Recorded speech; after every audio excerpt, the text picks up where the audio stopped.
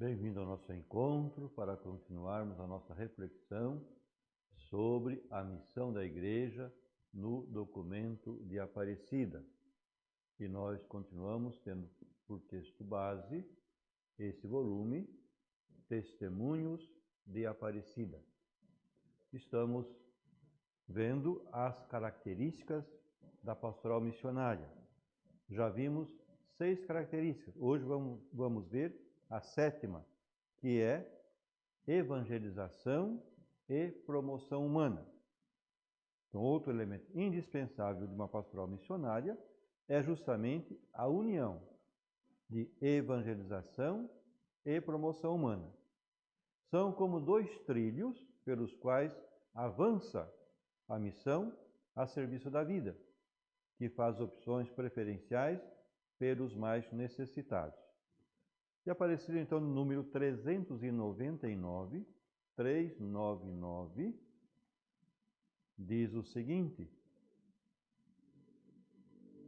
assumindo com nova força essa opção pelos pobres, manifestamos que todo o processo evangelizador envolve a promoção humana e a autêntica libertação, sem a qual não é possível uma ordem justa na sociedade.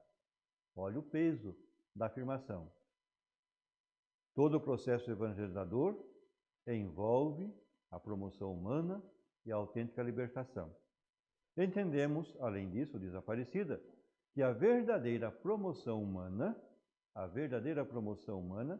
não pode reduzir-se a aspectos particulares.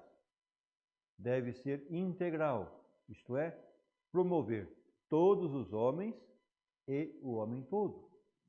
Não parte do homem, mas o homem todo. A partir da vida nova em Cristo, que transforma a pessoa de tal maneira que a faz sujeito de seu próprio desenvolvimento.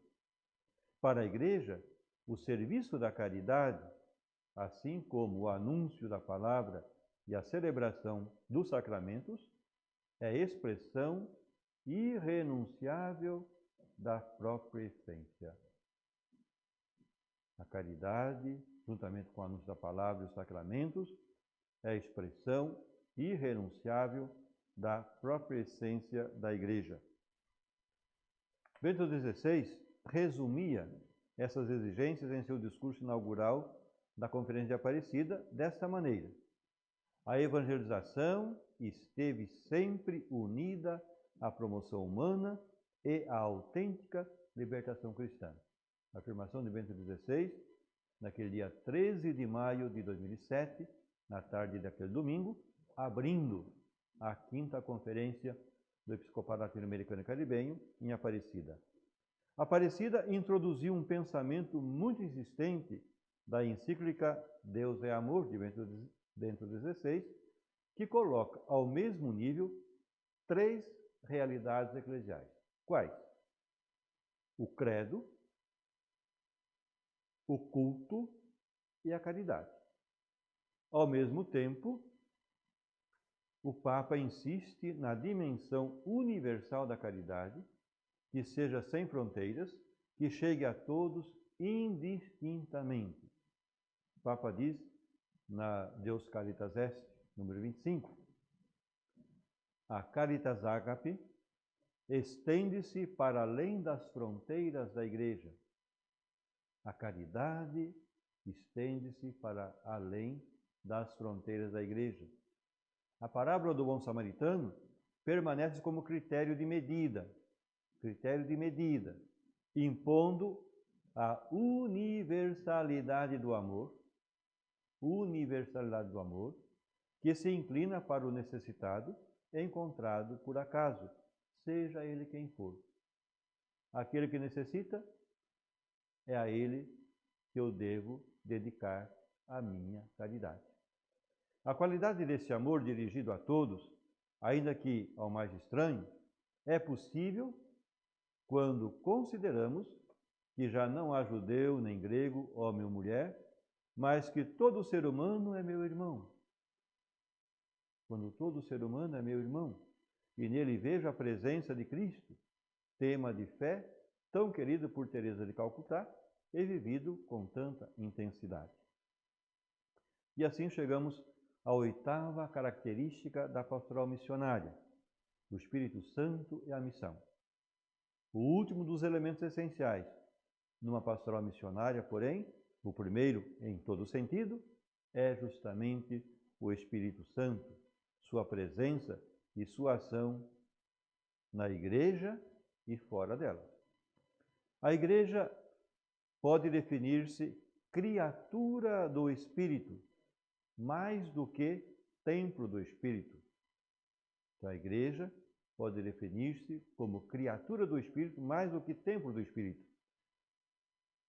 O ser criatura, ou melhor, o ser templo do Espírito, daria a entender que a igreja já está feita e só requer-se que venha habitar o Espírito nela. Ao passo que, quando olhamos para a igreja como criatura do Espírito, faz notar que o Espírito é Ele, que vai dando a forma cada dia, obviamente, a forma do corpo de Cristo. Por isso, por esse motivo, é muito interessante colocar de manifesto os empurrões do Espírito. Empurrões do Espírito, que a Aparecida chama mais elegantemente de irrupções, e são dois, um para cima e outro para fora. O empurrão para cima é a santidade, o Espírito que nos impulsiona para a santidade de vida. O Espírito move a igreja toda e cada cristão para a santidade. A santidade que é pré-requisito indispensável para toda a missão. E quem afirmava isso era São João Paulo II, na sua encíclica Redemptoris Missio. O Papa dizia: o chamado à missão deriva por sua natureza da vocação à santidade. Todo missionário só o é autenticamente se empenhar no caminho da santidade. A santidade deve considerar um pressuposto fundamental e uma condição totalmente insubstituível para se realizar a missão de salvação da igreja. Então, a santidade, pressuposto fundamental e condição insubstituível para se realizar a missão de salvação da igreja. Missão esta que ela recebeu de seu fundador, Jesus Cristo, o Salvador da humanidade. É a vida mesma de Jesus que nos ensina isso. E a Aparecida, no número 149, vai nos dizer o seguinte: no começo de sua vida pública, depois de seu batismo, Jesus foi conduzido pelo Espírito Santo ao deserto para se preparar para a sua missão. Todo o primeiro domingo da Quaresma, a gente medita sobre isso no Evangelho. E através da oração e do jejum, Jesus discerniu a vontade do Pai. Jesus discerniu a vontade do Pai. Viu com clareza a vontade do Pai para ele. E o que mais ele fez? E venceu as tentações de seguir outros caminhos. Discerniu e optou por seguir o caminho que o Pai lhe apresentava. Esse mesmo Espírito acompanhou Jesus durante toda a sua vida. Uma vez ressuscitado, ele comunicou o seu Espírito aos fiéis, o acontecimento de Pentecostes. O empurrão para fora, para a missão, aparece de forma dramática em diversas ocasiões, iniciado por Pentecostes, continuado com Filipe e com São Paulo, e seguido sempre na história da igreja até chegarmos ao exemplo de Aparecida.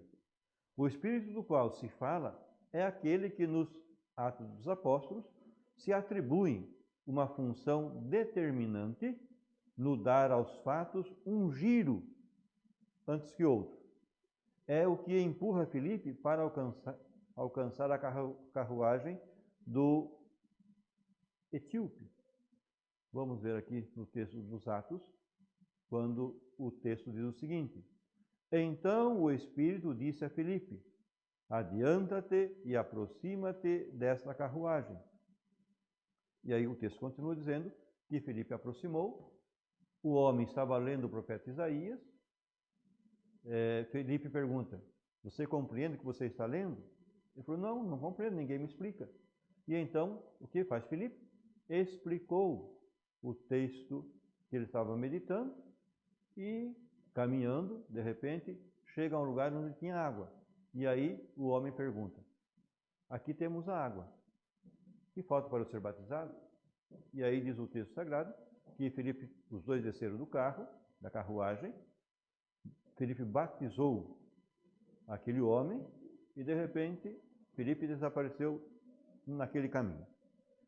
Bom, é também o mesmo Espírito que ordena a Pedro que vá com os enviados do centurião romano de Cesareia. Então, é Atos 10, 19, onde nós encontramos o seguinte: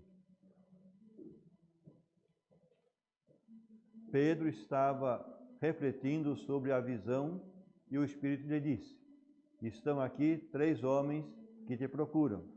Levanta-te, desce e vai com eles sem hesitar, pois fui eu que os mandei. Então veja, é o Espírito Santo impulsionando, dando empurrões em Filipe, em Pedro, em Paulo, para que o anúncio de Jesus Cristo chegue a todas as pessoas.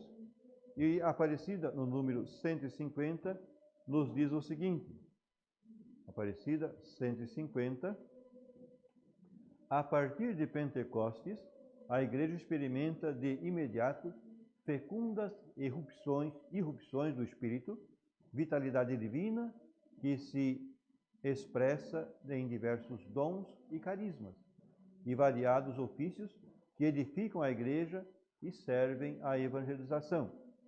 Através desses dons, a Igreja propaga o ministério salvífico do Senhor até que ele, de novo, se manifeste no final dos tempos. O Espírito na Igreja forja missionários decididos e valentes, como Pedro e Paulo, indica os lugares que devem ser evangelizados e escolhe aqueles que devem fazê-lo. Então, a Aparecida não pode entrar a fazer uma lista de todos esses missionários decididos e valentes, dos quais pode orgulhar-se a ação missionária da Igreja. Mas a história desta ação missionária se manifesta abundantemente nas diversas épocas, e a Aparecida o reconhece de forma muito bela, justamente no número 275. 275, nós encontramos o seguinte: nossas comunidades levam o selo dos apóstolos e, além disso, reconhecem o testemunho cristão de tantos homens e mulheres que espalharam em nossa geografia as sementes do Evangelho, vivendo valentemente sua fé, inclusive derramando seu sangue como mártires. Seu exemplo de vida e santidade constitui um presente precioso para o caminho cristão dos latino-americanos e, simultaneamente, um estímulo para imitar suas virtudes nas novas expressões culturais da história. Com a paixão de seu amor a Jesus Cristo, foram membros ativos e missionários em sua comunidade eclesial. Com valentia, perseveraram na promoção dos direitos das pessoas, foram perspicazes no discernimento crítico da realidade, à luz do ensino social da Igreja, e críveis pelo testemunho coerente de suas vidas. Nós, cristãos de hoje, acolhemos sua herança e nos sentimos chamados a continuar com renovado ardor apostólico e missionário o estilo evangélico de vida que eles nos transmitiram. O chamado a continuar o estilo evangélico de nossos santos apóstolos e missionários não se limita a uns poucos, mas a todos. Desde as crianças até os adultos, desde os bispos até o último dos fiéis, todos são chamados a converter-se em discípulos missionários de Jesus Cristo, empurrados pelo Espírito, porque ninguém pode excluir-se de viver sua identidade em plenitude. E Aparecido, então, no número 366, 366, vai dizer o seguinte: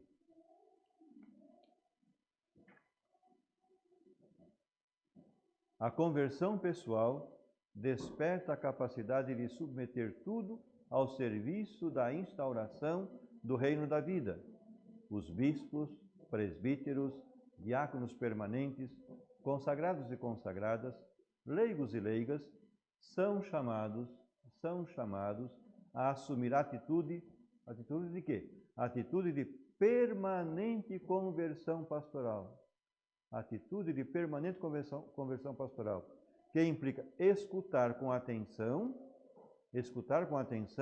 e discernir o que o Espírito Santo está dizendo às igrejas, através dos sinais dos tempos em que Deus se manifesta. Um dos sinais da presença do Espírito Santo na igreja são precisamente os movimentos que lutam a favor do reconhecimento de todos os ministérios que respondem às exigências da missão. Aparecida, iluminada pelo Espírito Santo, insistirá em todas e cada uma das categorias de agentes para que sejam discípulos missionários de verdade, como pede a missão de Cristo, que a Igreja continua na história. Limito, a título de exemplo, chamado feito, por exemplo, aos párocos, e ao número 201, que vai dizer o seguinte: Aparecida, número 201. A renovação da paróquia exige atitudes novas dos párocos e dos sacerdotes que estão a serviço dela. A primeira exigência é que o pároco seja autêntico discípulo de Jesus Cristo, porque só um sacerdote apaixonado pelo Senhor, pode renovar uma paróquia. Mas, ao mesmo tempo, deve ser ardoroso missionário, que vive o constante desejo de buscar os afastados e não se contenta com a simples administração. É aquele, então, que vai fazer com que a sua paróquia saia de uma pastoral de mera conservação para uma pastoral decididamente missionária. O pároco em sua paróquia, como o bispo em sua diocese, devem ser os primeiros animadores missionários, esses que geram processos pedagógicos e pastorais, espirituais e teológicos, para que o povo de Deus cresça em sua consciência missionária. Então, todos nós precisamos de conversão missionária, de conversão pastoral, para podermos atuar na missão da Igreja, conforme nos pede o documento de Aparecida. Hoje ficamos por aqui. Nosso próximo encontro continuaremos a aprofundar esse nosso tema, a missão da Igreja no documento de Aparecida. Até lá!